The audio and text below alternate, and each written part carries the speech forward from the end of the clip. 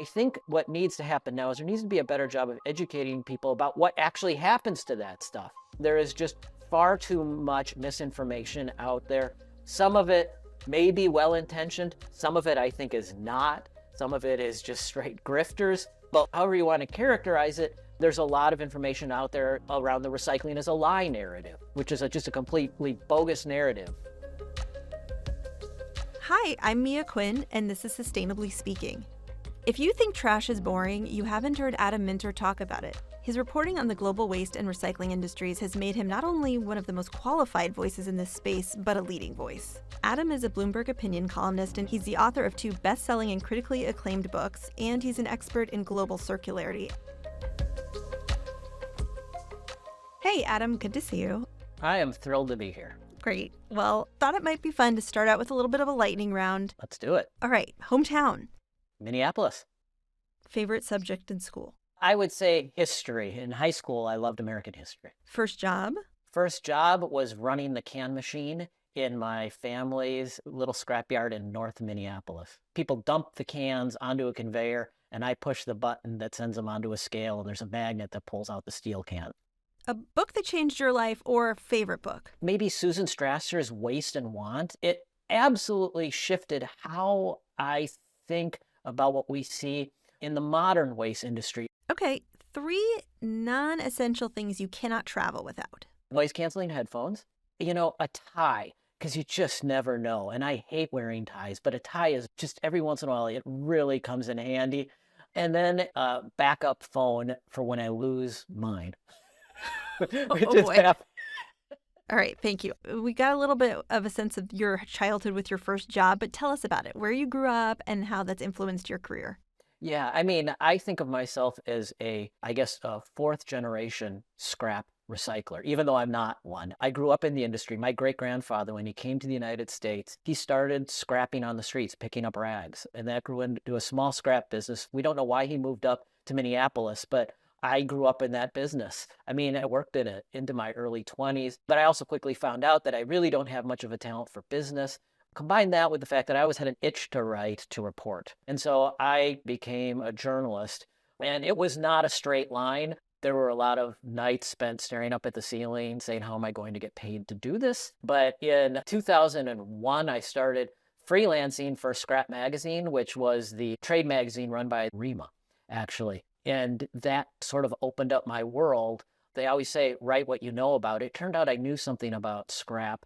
And I went to Asia to write about it, and it was just a perfect fit. And it kind of made my career. I'm really glad I've had the journey I've had. Is your family still in the business? Yes, on a very small scale. So some people, when they retire, they have like hobby farms. My dad is 82. I say he has a hobby scrapyard. He goes in for a couple hours, watches the scrap go over the scale. It's his thing. And if you know, like the old line scrap business, he's one of the last of kind of a breed because it's become much more professionalized and corporate over the years. But those old scrap guys, and it's 99% guys, and when I say scrap guys, I really am being specific, they don't retire, And so there he is. You have such a unique perspective. Can you give us any insight into how recycling has changed over, let's say, the last 30 years? The business has changed. The structure of it has changed immensely. It has been historically a business for outsiders. What has happened in the US is it's become less of an outsider business. It's actually increased in status with the environmental movement, with conservation movement, and it's become more professionalized. And the other sort of pressure making that happen has been regulation. So the small family business that I grew up in, it still works, especially as a hobby scrapyard. But a lot of these smaller businesses, the compliance costs, the regulatory costs are so high right now that it becomes very difficult for it just to be a family business. So it's become much more professional, much more regulated, and much more scrutinized. To significantly boost recycling in the U.S., what are some things that need to happen to make it possible? I think what needs to happen now is there needs to be a better job of educating people about what actually happens to that stuff. There is just far too much misinformation out there.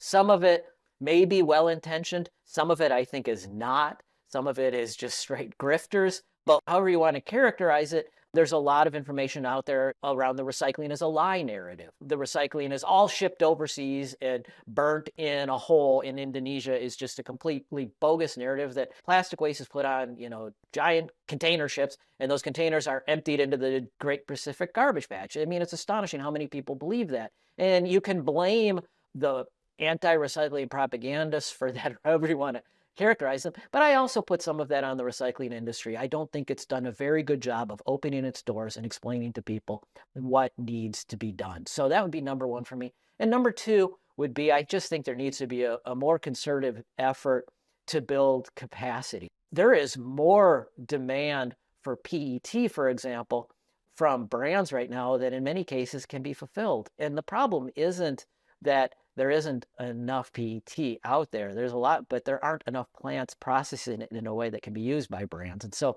there needs to be that investment. And I think there's a lot of people making that investment, but we need recycling capacity. In one of your pieces, you referenced what you call the doomsday narrative. Yeah. Where that doomsday narrative really originated was in the whole so-called e-waste controversies of the early 2000s. It became very ideological. And the recycling narrative intersected with kind of these anti-colonialist and anti-globalist narratives. And the anti-globalist narrative, which argued, and I'm not going to 100% dispute it, that globalization was really an effort to exploit labor costs in emerging market nations. That intersected with this anti-colonialist narrative.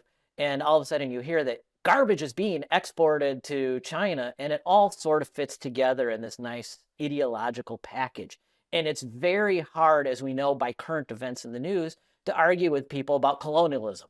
There is a right and a wrong. You should not dump your trash on China. You should not dump your trash on Ghana. And you can go and you can do the reporting. I've done the reporting. I did the reporting for over a decade and show people, actually, this stuff isn't being dumped. It's being purchased as a natural resource. But then it becomes an argument over whether, okay, is it a commodity or is it a colonial exercise of power? And that is a really, really hard argument to win, especially when you have a lot of folks in the mainstream media who are sympathetic to these neocolonials, anti-colonialist narratives, the dumping narrative. But it's an ideological issue, and it's very, very frustrating for me as a reporter who's tried to put facts out there, and then I'm asked to fight against ideology. This concept of it's not being dumped, it's being purchased. Tell us a little bit about what the waste is being purchased for. The trans-Pacific trade in recyclables that was so big in the 2000s and into right about 2019, Americans exporting recyclables to China. The point of that was China needed natural resources. They needed raw materials to manufacture stuff for their own economy and to export to the rest of the world. And recyclables were a very obvious, very low cost, cheaper than mining or cutting down forests, means of getting those materials. And so you don't dump timber on China any more than you would dump used cardboard. China's out in the market buying that stuff. There's an active market for it. It's purchased. But people aren't thinking that way because there's this very powerful narrative that there is this effort to exploit people in these emerging market countries, and there's no thought to, well, what is the money behind this? I mean, if you're exploiting, you should at least have a financial incentive to do it. It's been the bane of my career is nuanced, complicated narratives almost always lose to the simple ideological one, which is this is colonialism. Yeah. Yep. So much easier and simpler for people to process. Yeah. So can you talk about what recycling in other places looks like? One thing you pointed out in a recent piece was that 97% of PET is collected for recycling in Norway. Yeah. Why is that not the case in the U.S.? You want to talk about that a little? Yeah. I mean, for one thing, Norway is a smaller country. I mean, the collection is easier. The U.S. is a very spread out country. People forget this. I mean, it's very cheap to pick up recycling, say, in San Francisco. It's a very densely populated place. But, go and do it in Liberty, Kansas, which is much more spread out. It costs a lot more. So there's the economics of it.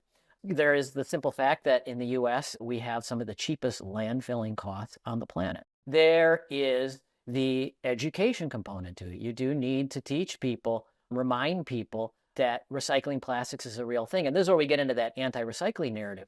If you talk to recycling coordinators, they're so frustrated because you get these idiot stories saying that plastic recycling is a lie, and that has a real impact. People say, well, it's a lie, then what am I putting this PET bottle in a recycling bin? I might as well save everybody the trouble and put it into a garbage bin.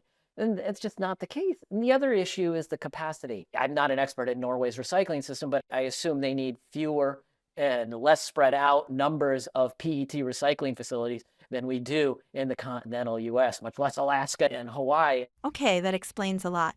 Can you speak to some of the differences between places where recycling is well established versus recycling efforts in developing regions? That's a really easy question to answer, actually. Developing countries, at least in terms of percentage recycled so much more than we do in developed countries. And that's because, in my experience, where people do recycling for economic reasons, they are far more effective at recycling. When I was in China for 12 years, or even to a lesser extent in Malaysia, everything got recycled because there was a financial incentive to do it. You also had the labor costs in China were very low, so there was an incentive for people to go out on the street and pick through trash cans for the recycling. You see that in Ghana, where I've spent a lot of time, across West Africa. PET bottles get picked out of garbage there. Tin cans get picked out of garbage there because there's an economic incentive to do so, because the cost of labor and the economic opportunities are much smaller. We get to wealthy places like the United States or Europe, the incentives aren't as large. You're asking people to do it because it's good for the planet.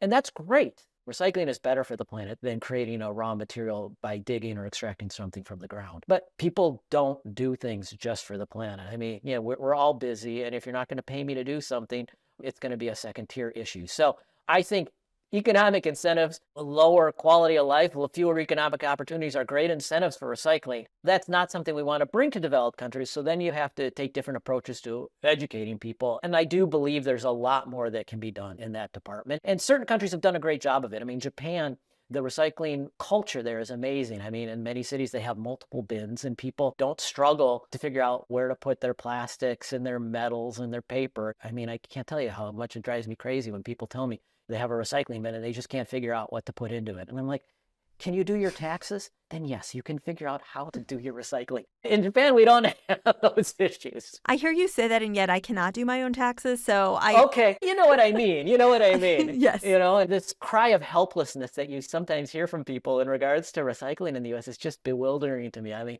we do things in our daily life that are far more complicated. But it's not to hammer people. It's just, I really do believe the industry and recycling professionals can be doing a better job of educating people and highlighting that recycling is real, it's truth, it happens, there's reasons for it. And I don't think a particularly good job has been done on that. Well, we have so much more to discuss, but we're out of time.